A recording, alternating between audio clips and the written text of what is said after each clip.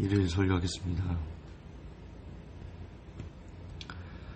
한 번 구원 영원한 구원의 역사를 보십시오. 무엇이 잘못인지 깨닫게 될 겁니다. 제게 이메일을 보내서 한 번 구원 영원한 구원과 관련돼서 그것이 아니다라고 답을 해달라고 하시는 회원님께서는 제가 올려놓은 설교들을 쭉 한번 보셨으면 좋겠습니다. 특별히 구원의 확신의 실체 1탄부터 30몇 탄까지 있거든요. 유튜브에 있어요. 저한테 질문하신 내용들이 거기에 다 답이 되어 있습니다.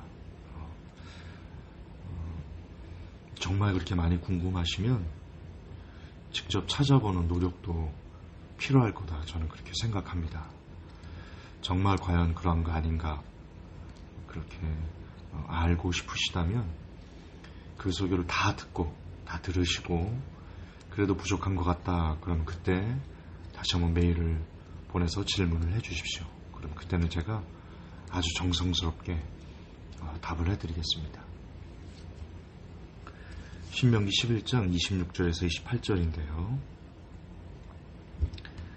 내가 오늘날 복과 저주를 너희 앞에 두노니 너희가 만일 내가 오늘날 너희에게 명하는 너희 하나님 여호와의 명령을 들으면 복이 될 것이요 너희가 만일 내가 오늘날 너희에게 명하는 도에서 돌이켜 떠나 너희 하나님 여호와의 명령을 듣지 아니하고 본래 알지 못하던 다른 신들을 쫓으면 저주를 받으리라. 자, 하나님께서 이렇게 오늘날 복과 저주를 우리 앞에 둔다. 만일 하나님의 명령을 들으면, 그러니까 다시 말해서 하나님의 명령을 선택하면 너희들이 복을 받을 것이고, 만일 너희들이 하나님의 명령을 듣지 않고 다른 신들을 쫓으면 저주를 받을 거다. 그러니까 선택하여라, 이런 뜻입니다. 여러분, 어떤 사람만 선택할 수 있습니까? 자유의지가 살아서 자신의 그 의지로 이것저것을 취할 수 있는 사람, 그러니까 선택할 수 있는 능력이 있다는 것은 곧 자유의지가 살아있다는 결정적인 증거입니다. 지금 하나님께서는 우리가 자유의지를 가지고 있다. 하나님 혹은 다른 신을 섬길 수 있는 그 권한이 우리에게 있다. 권한보다는 그 능력이 우리에게 있다. 사람에게 있다. 그 책임이 사람에게 있다. 그렇게 이야기하고 있습니다.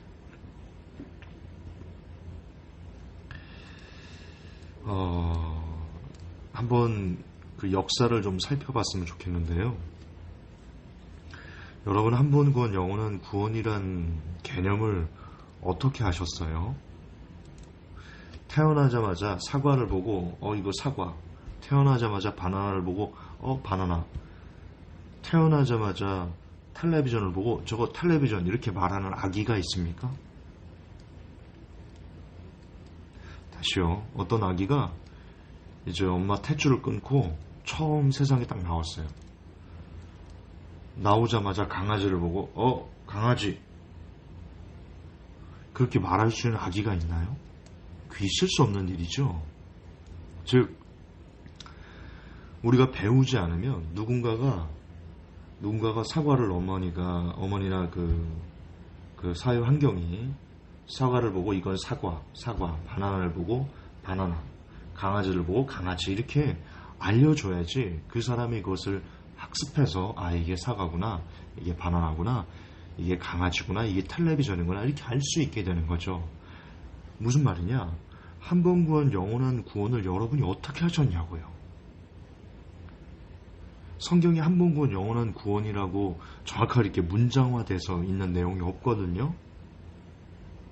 그러니까 결국 한 번 구원 영원한 구원을 여러분이 알게 됐다는 것은 여러분의 목사님이나 혹은 선교사님이나 전도사님이나 어떤 설교자가 여러분에게 한 번 구원은 영원한 구원입니다 라고 이야기를 해줘야지만 여러분이 그것을 알게 된 겁니다.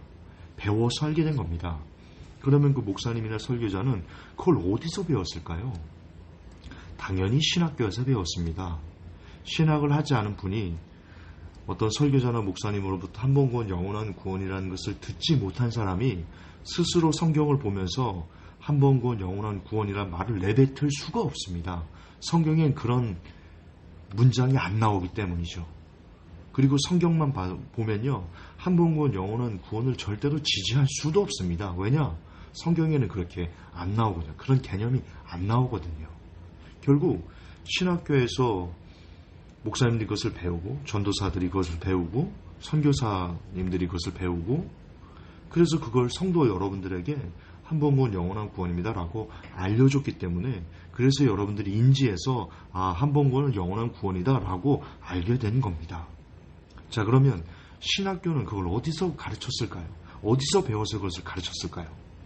신학교가 한 번 구원 영원한 구원을 가져온 그 교리는요, 지금으로부터 500년 전에 칼빈에게서 유래했습니다. 칼빈이 그 교리를 가져왔습니다. 그러면 칼빈은 그것을 성경을 보다가 깨우쳤을까요? 그렇지 않습니다. 칼빈은 그것을 자신이 개발한 게 아니라 1000년 전에 어거스틴에게서 가져왔습니다. 이건 제가 예전에 칼빈 교리의 실체를 얘기할 때 누차 여러 번에 걸쳐서 증명해드린 내용입니다. 어거스틴이 뭐라고 말했는지, 뭐라고 가르쳤는지, 뭐라고 교리화시켰는지. 칼빈이 말한 한 번 구원 영원한 구원의 그 교리가 어거스틴이 1000년 전에 얘기했던 교리와 거의 흡사합니다. 그리고 실제로 칼빈의 그 연구하는 사람들이 칼빈이 이 교리를 어거스틴에게서 가져왔다라고 증명도 했습니다. 그러면 어거스틴이 누굽니까? 어거스틴은 만이교에 심취했던 이교도였고요. 어거스틴이 로마 카톨릭의 교리를 만든 창시자입니다. 로마 카톨릭이 뭡니까?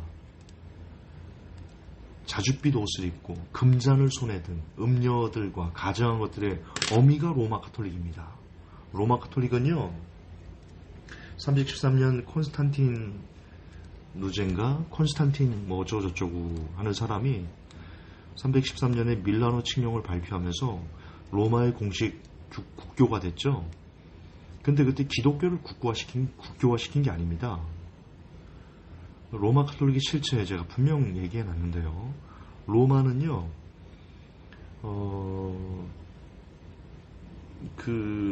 로마가 다른 나라들을 많이 정복했잖아요. 근데 큰 트러블이 없이 로마가 정복할 수 있었던 것은, 다스릴 수 있었던 것은 그 나라의 종교를 로마는 그대로 다 인정을 해줬습니다.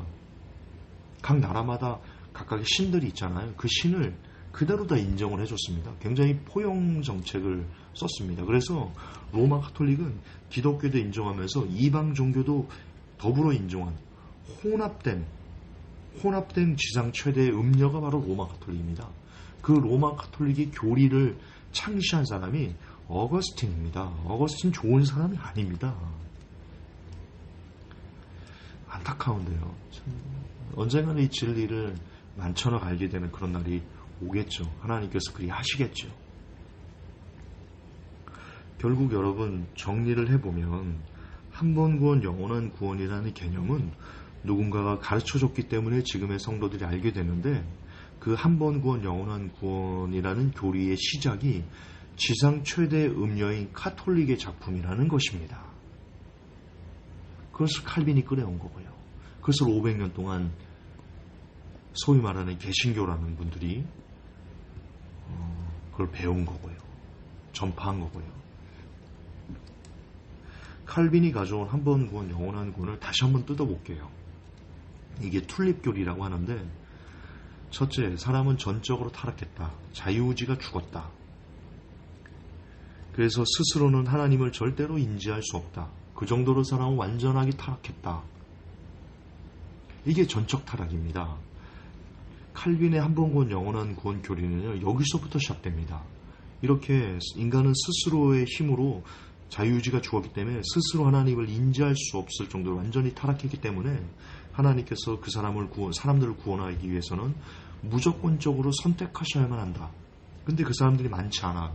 그러다 보니까 이 하나님의 선택은 제한적이구나. 그래서 제한 속죄, 제한된 사람들만 속죄를 받아요. 그렇게 제한적으로 무조건적으로 선택한 사람이 제한되는데, 그렇게 하나님께서 선택하기로 작정한 사람, 그 제한된 인구들은 하나님께서 불강력적인 거부할 수 없는 은혜를 주셔서 그가 하나님을 믿기 싫어도 선택했기 때문에, 창세전에 선택했기 때문에 무조건적으로 거부할 수 없는 은혜를 주셔서 그가 결국 하나님을 믿게 되고, 그렇게 믿게 된 사람은 하나님께서 성령을 주셨기 때문에 그 성령이 마지막까지, 천국까지 그 사람을 견인해 가신다. 이게 튤립교리입니다. 여기서 한 번 구원, 영원한 구원이 나온 거예요.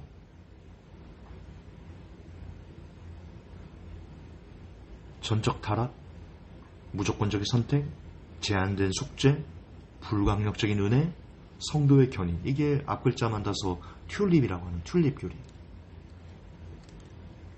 여기서 한 번 구원, 영원한 구원이 나왔다고요.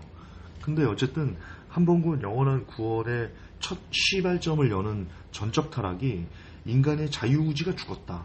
스스로 하나님을 인지할 수 없을 정도로 죄로 인해서 완전하게 타락했다라고 한다고요. 이게 깨지면, 여러분, 튤립교리 중에 하나만 깨져도 다 무너지는 거 아세요?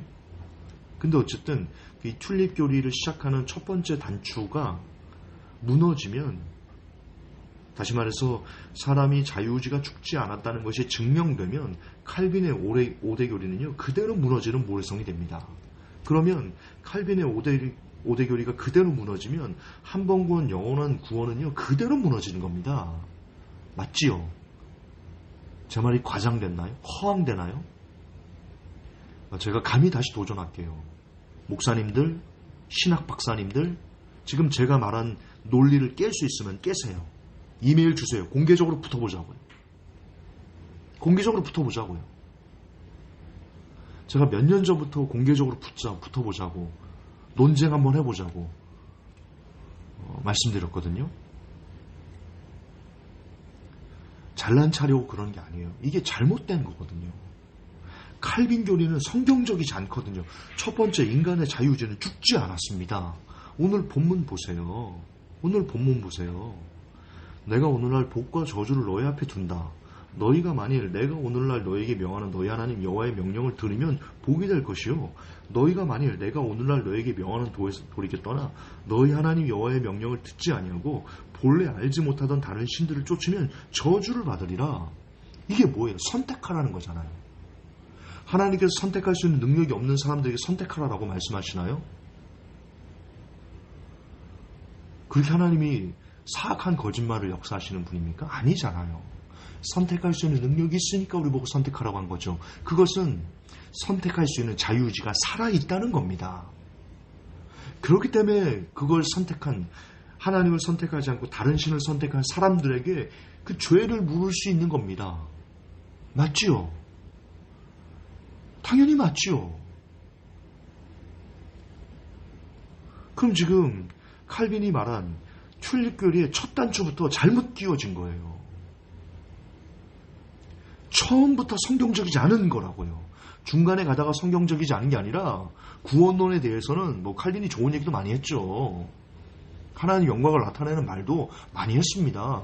제가 그 모든 것들을 다 싸잡아 매도하자는 게 아닙니다. 그러나 구원론만큼은요, 칼빈은 너무나 잘못되게 해석했습니다. 네, 하나님께서 선택하라 하셨어요. 선택하라는 뜻은 무엇인가? 잘 생각해 보십시오. 자유의지가 죽은 사람은 선택할 수 없습니다. 자유의지가 살아있기 때문에 선택할 수 있는 것이죠. 지금 하나님은 자유의지가 이미 죽은 사람들에게 복을 선택할지, 저주를 선택할지, 하나님을 선택할지, 우상을 선택할지 선택하라고 하시는 것인가요?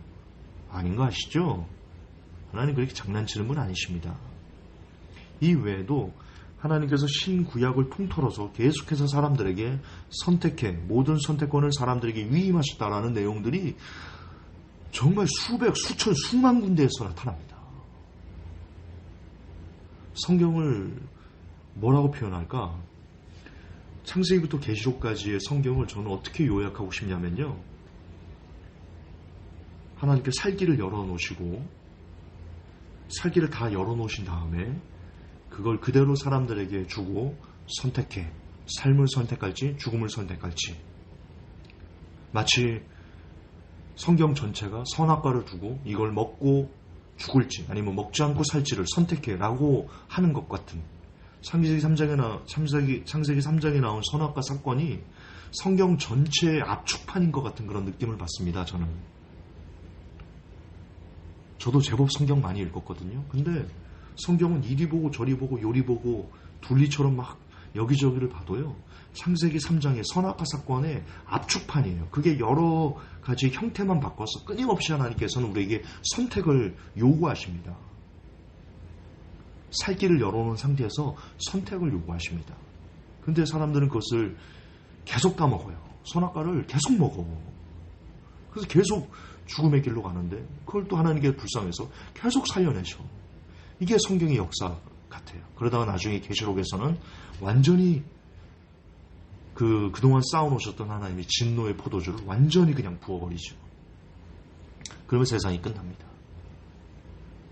우리가 지금 그 세상이 끝나는 정점에 와 있는 그런 시대를 우리가 살고 있는데요. 그것도 반복하지만 성경 어디에도 사람의 자유의지가 완전히 죽어서 심지어 하나님을 알아보지 못할 정도로 전적으로 타락해서 구원에 이를 수 없다라고 말하고 있지 않습니다. 칼빈은 틀렸습니다. 더 정확하게는 어거스틴이 틀린 겁니다. 로마 카톨릭이 틀린 겁니다. 모두 마귀에게 노란하는 겁니다. 부디 귀 있는 자는 들으시기를 예수님의 이름으로 축복합니다.